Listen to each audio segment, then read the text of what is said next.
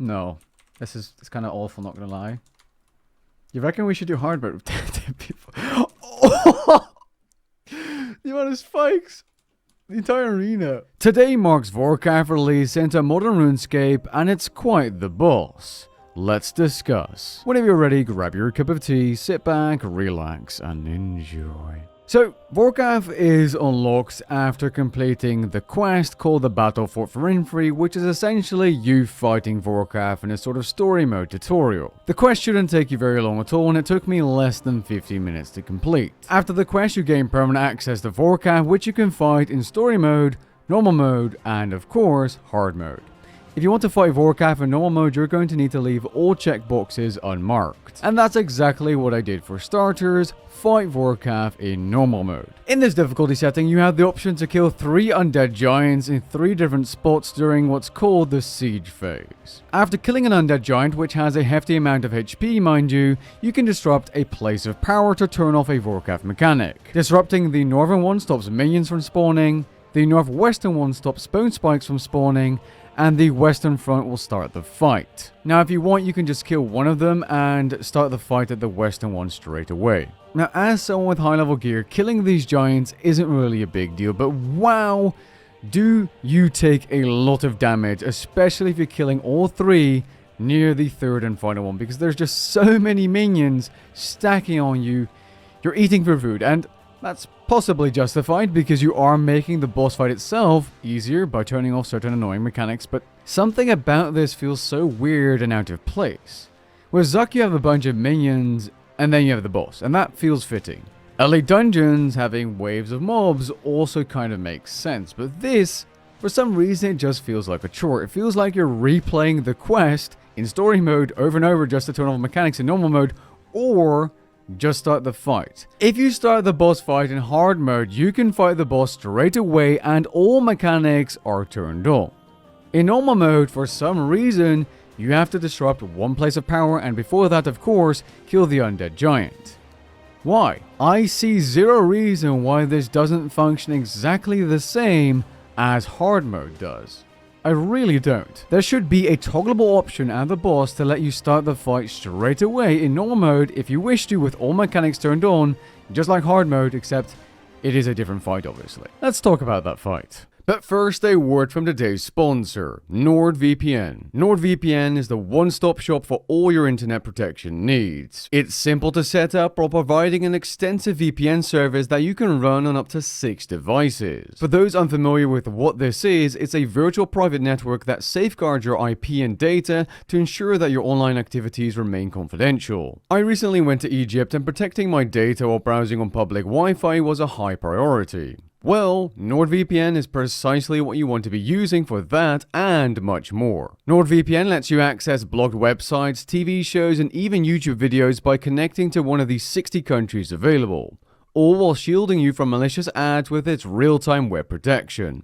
A personal favorite. Pick up NordVPN using my link in the description below to get 4 months of VPN access for free on top of a 2-year plan. If you're not satisfied, don't worry, as NordVPN handles a 30-day money-back guarantee. So the fight itself, well, Vorkath in normal mode is already a hefty challenge for the average Joe.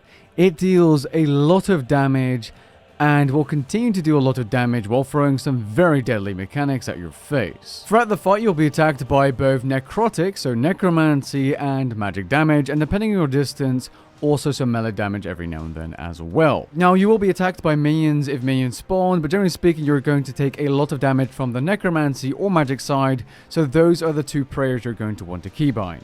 And soul split, of course. Now, I personally camped the Necromancy prayer for the majority of the fight, or I was using Soul Split, and I only really swapped to the Protect from Magic prayer for 2 mechanics, one of which being this Ice Spike mechanic, which spreads throughout the arena and deals a lot of magic damage, multiple hits even if you mess up. Thankfully, this mechanic can be avoided quite easily by escaping backwards or diving out of the way. That way you won't even take damage if done correctly. The other time I would be using the Protect from Magic prayer is if you mess up Vorkath's fly mechanic, where somewhere halfway through the fight, he goes up into the air and stays there, and Zemarigal becomes attackable. If this happens, you would want to be using the Ballista or Special Action button to take him out, which eventually he'll fall down and take 10,000 damage. Additionally, any minions that have spawned will also take 10,000 damage. Now, if you don't have the ability of cooldown, you would have to use Protect from Magic and Devotion to survive, and if you want to, you can even Resonance apparently. If you don't, this major arena ice spike attack of Frosty Breath thingy will kill you. Another core mechanic is easily identified, being the bone spikes, which are indicated by a bunch of dust, and like a few seconds later, spikes plop up that will deal type plus damage to you. Just like the frost spikes, I would say just move out of the way, use the escape ability or dive ability, and then you should be fine. For the bone spikes, you can easily just move out of the way, you don't even need to use mobility abilities, but that's all up to you. As for minions, there's a ton of times Vorkath can spawn.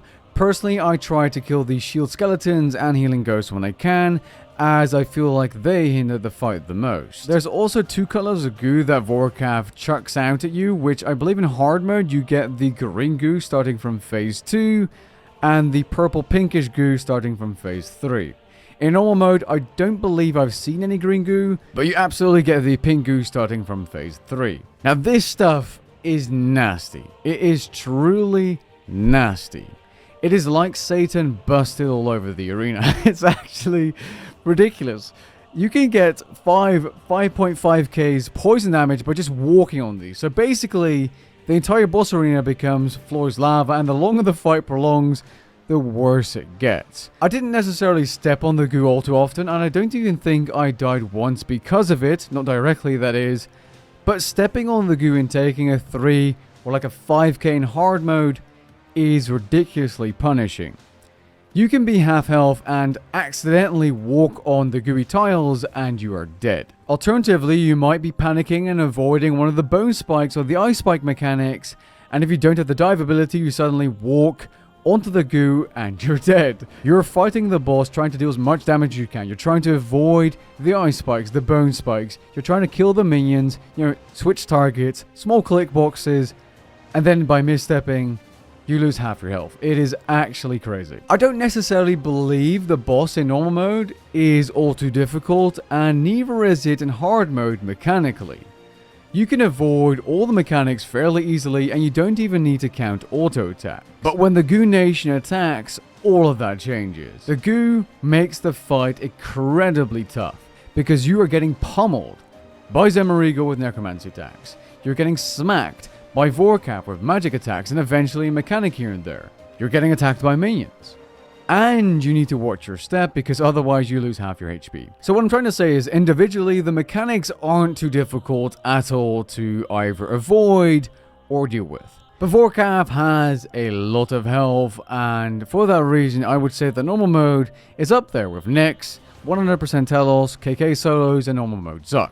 It's a hard boss. Hard mode Vorkath, though, is properly difficult and easily up there with bosses like Raksha and the Ambassador in solo. And I've got to say, that's pretty cool to have a boss that is so difficult and will give people a run for their money on release. Excluding any enraged bosses, of course. As time goes on, players will find strategies and ways to make it easier, and as you familiarize yourself with the boss, I'm sure it's going to become easier. But this is definitely going to stay a hard boss for sure, because there's just so much going on and you're taking a ton of damage. One thing I noticed doing this boss in a trio of two fellow creators being chivalric and Ineya is that in hard mode, the player tanking Zemarigo takes so much more damage than everyone else. So perhaps having a tank and dedicated DPS players is a way to go to this boss. Another thing worth noting is that if someone dies during hard mode and there's someone left in the arena, you can simply bank and rejoin them as long as they are staying alive and don't die as well,